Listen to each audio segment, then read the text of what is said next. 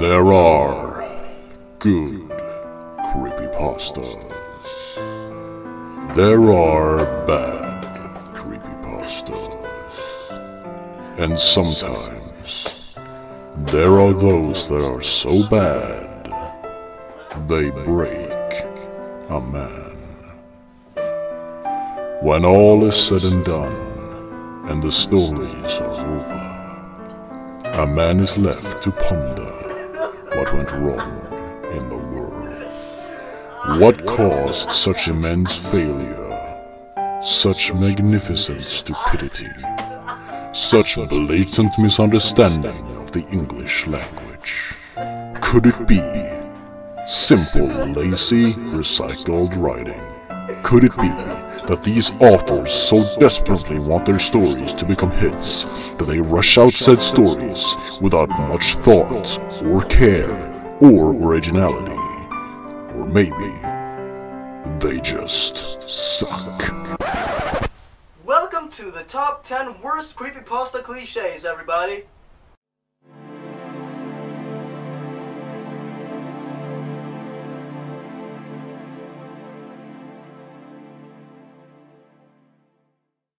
When something like creepypasta is as popular as it is, there's bound to be countless copying of well-known stories and recurring themes that seem to seep into almost everything.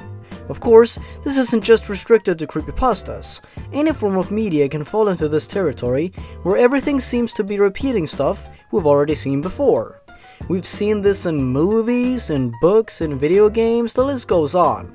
Clichés, in case you didn't know, are just that. Different scenarios and ideas that have been repeated so many times that they essentially lose their original sparkle. A few examples of clichés are misunderstandings in romance films, tripping over something whenever someone is chased by someone, walking away from explosions. You get the point.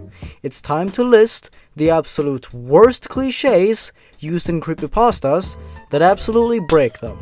If you're planning on writing one, stay far away from these. Number 10. Lost episodes and old, obscure shows. First, there was SuicideMouse.avi and Dead Bart. Then, there was Squidward's Suicide. And now, there's too many lost episode creepypastas than your brain can comprehend. Don't write about some never-before-seen episode of a show, especially if it's nostalgic to you. It has been done to death, to the point where everyone can see the twists coming. Characters looking sad, characters killing each other, blood, and gore. It's not scary, alright? Please, stop. Or, come up with something that hasn't been done yet. Same goes with stories like 1999. I've heard a lot of people talk about how amazing it is, and how it's spooky and disgusting and all of that, but you know what I think? I think it's a slow, mediocre, and very unoriginal bore-fest. Sure, there are some disturbing imagery in there that really got to me, but other than that, it's painfully average. Sorry, got a bit off track there. Number 9. Haunted game cartridges or discs and breaking the fourth wall. Yeah, similarly to lost episodes, haunted games have been done to death. So we had Ben Drowned, a fantastic story that scared pretty much everyone. And now, it has spiraled out of control. And it's all basically the same thing. Receiving an old game on eBay, GameStop, or a flea market, scary stuff starts happening, characters break the fourth wall, and there's once more so much blood and so much gore. It's gotten to the point where it's ridiculous. If you, by any chance, want to write a story about a haunted game, do something original with it. Like NES Godzilla. And make it good. Okay? Number 8. Melodramatic protagonists. You know what's worse than haunted games? Overly pretentious bullshit. A melodramatic protagonist is basically someone who takes things incredibly seriously and describes them in the most artsy-fartsy way possible. A great example of this is Tom from sonic.exe. Here's a wonderful example. It was when I read that message while looking at Sonic when it hit me, I realized right there and then This Sonic was a monster, a pure evil, sadistic, all-powerful, nightmarish, demented monster, and all of his victims, including Tails, Knuckles, Robotnik, and possibly Kyle, are just his little toys, and the game is the very gateway into his chaotic, nightmarish world, and the very hell his victims are trapped in. Dude, it's just a fucking game. Turn it off and move on with your life, you little girl. Another wonderful example of this is the entirety of Blood Whistle, a Mario hack creepypasta that is so pretentious and so up its own ass that it just becomes absolutely ridiculous.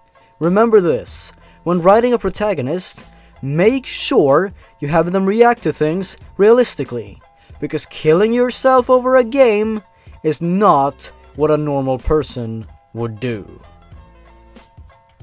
Number 7. Forced and contrived storytelling. Now, this isn't just a problem with creepypastas, but stories in general. In order to make a great story, you have to make sure that said story flows well and that all puzzle pieces fall into place naturally. Don't force things to happen. A few examples are how Tom plays sonic.exe even though Kyle told him not to, the fact that Randy and his friends magically recover after a few broken bones and injuries in just a matter of days in Jeff the Killer, and how the dog is killed in Laughing Jack for no other reason than to have you feel sorry for the family. Like I said, when writing a story, make sure every occurrence feels natural, fitting, and important. Number 6. Violence against minors and or animals. This one is quite offensive to me. Let's take a look at a few creepypastas that use this cliche very badly. Squidward Suicide, where dead children are used as nothing more than a way to shock the audience. 1999, where violence and murder of numerous children is used to make the reader feel creeped out and no other reason. Laughing Jack, where Laughing Jack murders the dog and James in gruesome ways, and very over-the-top ways, for no other reason than to have it there for shock. Dating Game, where a fucking baby is murdered brutally for no reason whatsoever, other than to have the reader feel sick. Seriously, fuck that shit. Happy Appy, where 9/11 is used for no reason whatsoever, other than to have it there for spooks, and where kids are murdered in very gruesome ways, for no reason whatsoever other than blood and gore. And The Amazing World of Gumball, The Grieving, where the protagonist's little brother is shot in the head by their father for reasons still left very vague. Seriously, that story sucked. That story is a great example of forced, contrived storytelling, by the way. Dropping your phone in a glass of Pepsi that magically appears on your table, a cop inviting you out for lunch, and your family being conveniently missing. It's stupid. But yes, if you're planning on using violence against minors and animals in your story, make sure it does not feel out of place, pointless to the rest of the story, or over the top. Otherwise, the reader is gonna notice very quickly that it is an unnecessary part of the story. Number 5. Shocking subjects used as plot devices. This, ladies and gentlemen, is my berserk button. As mentioned on TV Tropes. Oh my god, I'm on TV Tropes, now I'm famous! This fucking cliche makes me want to rip the hair off my head. Stories like Play With Me and motherfucking Clockwork, Your Time Is Up, which might I add is possibly the worst thing I've ever read ever, use very shocking subjects like rape, like murder, and handles it abysmally poorly. Okay, in Play With Me, it's very poorly handled, but it at least has some bearing on the plot, as little as it did. But with Clockwork, fucking hell, it's used so passingly that it's flat out insulting to actual victims of rape. It seriously makes me sick to my stomach. If you're gonna add something as serious as rape in your story, you better fucking bring your A game. If you don't know what you're talking about, or if you're just not talented enough, do not go near something as sensitive as rape. Murder is also a great example of this. With stories like Jeff the Killer, Clockwork, Laughing Jack, and many, many more, murder is also used very lightly, and you know what? Murder is just as serious as rape, and when you romanticize it as something cool or badass, that's when I have a problem with it, and that's where it becomes insulting. Because at the end of the day, these assholes are killing innocent people, and that is just as serious as raping someone. I'm sorry if I'm getting angry about this, but when it comes to such serious subjects like these, it is very important to show people where you stand. I hope you understand. Let's move on before I break something. Number 4. Hyperrealistic blood. Hyperrealistic blood, or hyperrealism in general, has become sort of a running gag in the creepypasta community, and for good reason. It's gotten to the point where it's not even scary or funny anymore, and you just roll your eyes whenever a story uses the term. Seriously, don't ever describe something as hyperrealistic in your creepypasta. A few great examples of hyperrealism is of course sonic.exe, Dead Bart, and Squidward's suicide. Like I said, it's not even scary. If you want to make a great story, focus on other things rather than relying on blood and gore to shock your audience, unless it fits the plot. Number 3. Perfect, bland characters.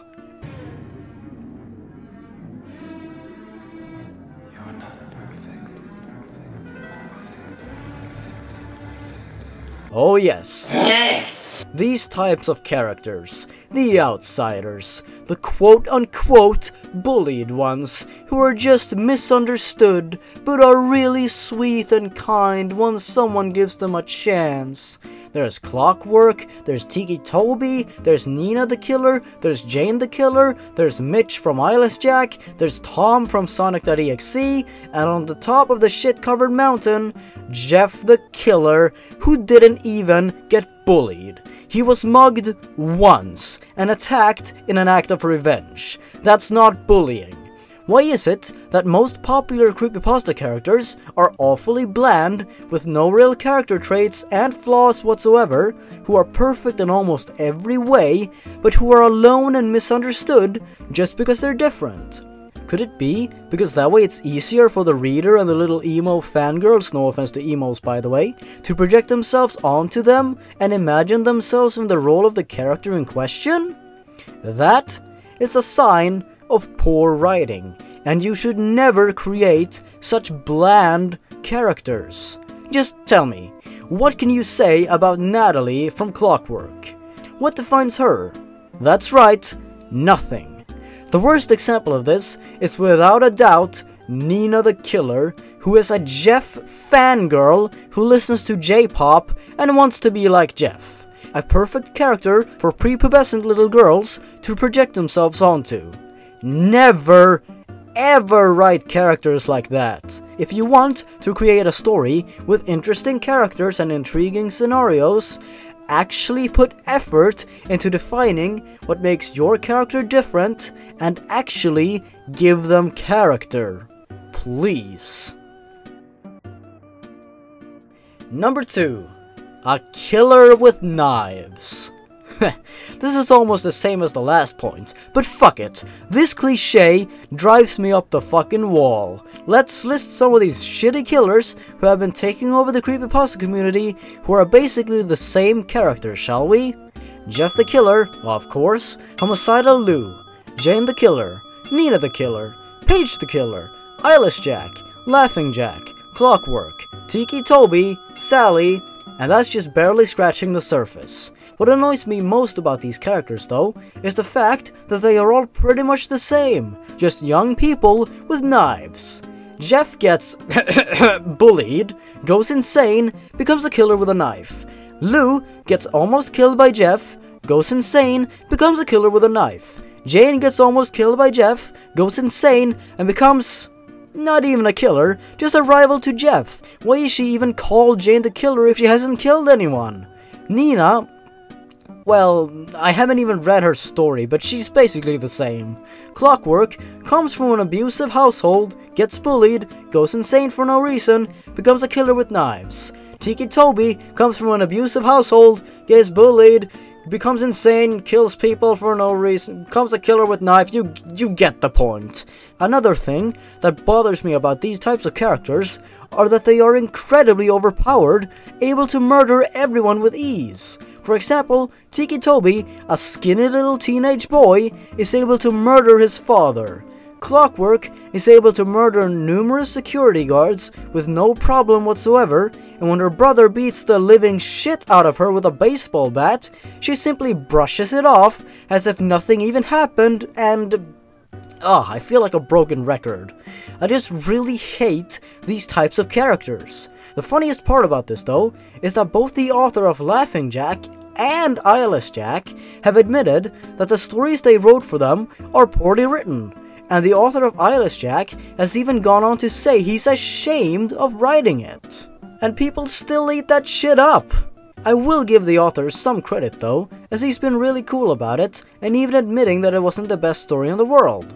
That's more than I can say than for other authors, mostly of the Sonic kind. Don't write your characters like this. It blatantly shows how desperate you are to become popular by creating something entirely unoriginal. And now, for the number one thing that completely makes or breaks a story. Number 1.